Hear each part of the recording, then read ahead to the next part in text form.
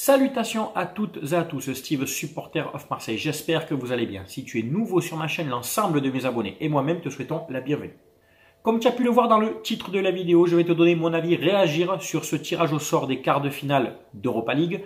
L'OM hérite donc de l'équipe portugaise du Benfica Lisbonne. J'ai assisté au live en direct sur la chaîne de Raf Football que je salue. On était quelques-uns, nombreux quoi. Il y avait notamment Frankie Foot, il y avait la Tribune Olympienne et il y avait d'autres influenceurs de Twitter que je connais moins bien ou ceux qui font des vlogs, des vidéos, etc. Donc il y avait du beau monde. On a passé le petit moment ensemble et puis on a pu échanger, donner chacun notre avis. Alors, quart de finale qui se jouera à l'aller le 11 avril à Lisbonne, au Portugal, et le retour le 18 avril au Vélodrome. Ça, c'est très bien de jouer le match retour au Vélodrome. Selon comment ça se passe à l'aller, forcément, tu peux gérer ton match retour avec ton public, surtout que le public du Vélodrome en Coupe d'Europe, tu le sais, c'est autre chose. Moi, j'ai eu la chance d'être au Vélodrome contre Leipzig et contre Salzbourg dans la campagne européenne de 2018. Je te garantis que c'est un autre monde. Les virages sont encore dans une ambiance au-dessus de ce qu'on peut voir en Ligue 1, en championnat. Et puis il y a tout un engouement dans la ville plusieurs jours avant. Et puis l'Europe, c'est l'ADN de l'OM. Donc c'est très bien de jouer le match retour à domicile. Pourquoi? Parce que regardez ce qui s'est passé contre Villarreal. On a géré le match aller, 4 buts d'avance. Au retour, on a vu ce qui s'est passé. On n'a pas géré du tout. Si c'est pour faire pareil contre Benfica et le retour, encore patauger dans la semoule, comme on dit, non. Qu'on gère le retour chez nous, comme on a fait contre Leipzig, ça nous a réussi. Salzbourg, on avait fait le match aller chez nous, mais c'était un autre contexte. Il y avait un groupe plus solide, je trouve. Mais voilà, l'exemple de Leipzig, il est criant. Alors, Benfica, je vais te présenter l'équipe très rapidement. Dernier champion du Portugal l'année dernière, 2023. 38 titres de champion du Portugal, 26 Coupes du Portugal. Actuellement, ils sont deuxième derrière le Sporting. C'est une équipe qui est invaincue à domicile en championnat. En 13 matchs à domicile, ils ont 35 points. Donc, ça veut dire qu'ils ont fait que 2 matchs nuls. Et tout le reste, c'est des victoires. Par contre, leur parcours en Ligue des Champions, je te le mets ici, ils ont fini 3e de leur poule avec 4 points, à égalité avec Salzbourg. Dans la poule, il y avait la Real Sociedad, l'Inter de Milan. Ils ont perdu 2 matchs sur 3 à domicile. Ils n'ont gagné aucun match à domicile. Le dernier match, ils ont fait 3-3 contre l'Inter, avec un triplé de João Mario, je crois. Et ensuite, ils ont gagné leur dernier match contre Salzbourg. Donc 4 points. Dont les 4 derniers points sur les 4 points sur les 2 derniers matchs. Donc, tu vois, une catastrophe leur campagne européenne.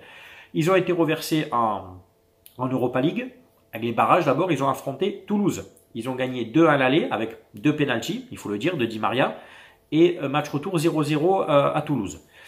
Ensuite, en 8e de finale, ils ont affronté les Glasgow Rangers. 2-2 à l'aller avec un penalty encore pour Benfica et un contre son camp des joueurs de Glasgow. Et au retour, une victoire 1-0 du Benfica. Donc, leur parcours en championnat est très bon. Ils sont deuxième avec, je te dis, une invincibilité à domicile. Mais en Coupe d'Europe, que ce soit Ligue des Champions, c'est une catastrophe. Et même en Europa League, ils ont gagné péniblement contre Toulouse avec un penalty à la 98e minute. Et ils n'ont pas gagné à domicile, il me semble, contre Glasgow. Je te remettrai l'image, peut-être j'ai dit une bêtise. Ils ont fait match nul à domicile de 2, ils ont gagné 1-0 là-bas. Donc, jouer chez eux, il y a quelques années, je t'aurais dit, putain, ouais, c'est emmerdant parce que Benfica, c'est dur à domicile. Il n'y a aucun club français qui a gagné là-bas, d'ailleurs, à Lisbonne. Mais pourquoi pas nous? On l'a fait avec Liverpool il y a plus de 15 ans. Pourquoi pas nous, tu vois? Je suis assez confiant, voilà. Je suis assez confiant par rapport à nos forces. L'équipe de Benfica a des bons joueurs comme Di Maria, valeur sûre, lui qui va vouloir se montrer, en plus lui qui est ancien parisien va vouloir faire un bon match. Le défenseur Otamendi, 36 ans certes mais expérimenté. Leur meilleur buteur c'est Silva, meilleur buteur en championnat, une dizaine de buts ou 12 buts. Mais en Europe, je crois que les meilleurs buteurs c'est Di Maria et João Mario. C'est une équipe qui joue en 4-2-3-1. Voilà, c'est un système très simple, 2 récupérateurs. Di Maria d'un côté, Silva avec un attaquant des fois de l'autre, un autre devant, quoi, et João Mario à gauche. Bon, Gasset va bien entendu analyser cette équipe. Moi, je suis assez confiant. Je te le dis, le tirage, on aurait pu avoir pire. On aurait pu prendre Liverpool, le Milan, Leverkusen. Pour moi, Benfica, c'est jouable. Surtout, comme je te dis, le fait de jouer le retour à domicile. Et si, je dis bien, si on se qualifie, on jouera le vainqueur de Liverpool-Atalanta. Après, en demi-finale, tout est possible, les gars.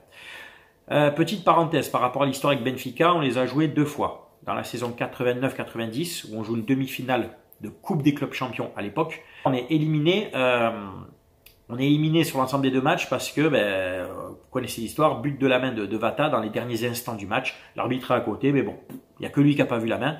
Et on se fait éliminer sur un but de la main. On sera allé en finale contre le Milan. Je ne dis pas qu'on gagne, mais on sera allé en finale contre le Milan en 90, plus une finale en 91 et l'autre finale en 93. On aurait joué 3 finales en 4 ans de C1, ce qui est quand même assez fort.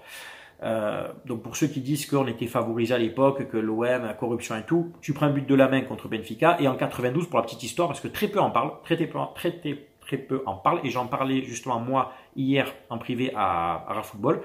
Les gens ont tendance à oublier qu'en 92 on fait donc le barrage, le tour préliminaire contre le Sparta Prague, on mène 3-0 au Vélodrome, on prend 2 buts sur penalty dont un qui est juste inexistant, quoi. Donc si soi-disant il y avait de la corruption à l'OM, on n'aurait jamais eu 2 pénaltys contre nous, tu vois, 3-2 à domicile, et là-bas on perd 2-1 au Sparta, donc sur l'ensemble des 2 matchs, ça fait 4-4, mais eux ont mis 2 buts chez nous, et nous un but là-bas, les buts à l'extérieur, t'as compris, hein, compte double, etc. Donc pour une équipe qui soi-disant était avantagée, non, hein, pas du tout, donc ça c'est légende encore, hein, les légendes des gens, les haters qui n'ont même pas vu ces matchs, hein, qui connaissent pas ces matchs-là, Benfica OM, Spartak Prague OM, moi je l'ai vécu tout ça, hein, et j'ai revu ces matchs, j'ai revu des images. Et ensuite on avait joué Benfica en 2009-2010, on a été reversé en Europa League, on les avait joués je crois en 8e ou quart de finale, je crois 8e. Bon, sur l'ensemble des 2 matchs, on avait perdu, je crois, je me souviens plus. Je te remettrai le score ici. On était sous l'ère Didier Deschamps. Bon, on avait perdu là-bas 3-1, je crois. Enfin bref, on n'était pas du tout au niveau. Je crois qu'on était vraiment concentré sur la Ligue 1 et le parcours en Coupe de la Ligue. Voilà. Donc tu as mon avis. Pour moi, ce tirage, il est bon. Enfin, c'est ouvert. Pour moi, voilà, c'est du 50-50. On n'a pas à avoir peur de cette équipe. Voilà, je vous dis qu'on n'a pas à avoir peur de cette équipe qui en Europe a peiné contre Toulouse, a peiné contre Glasgow Rangers.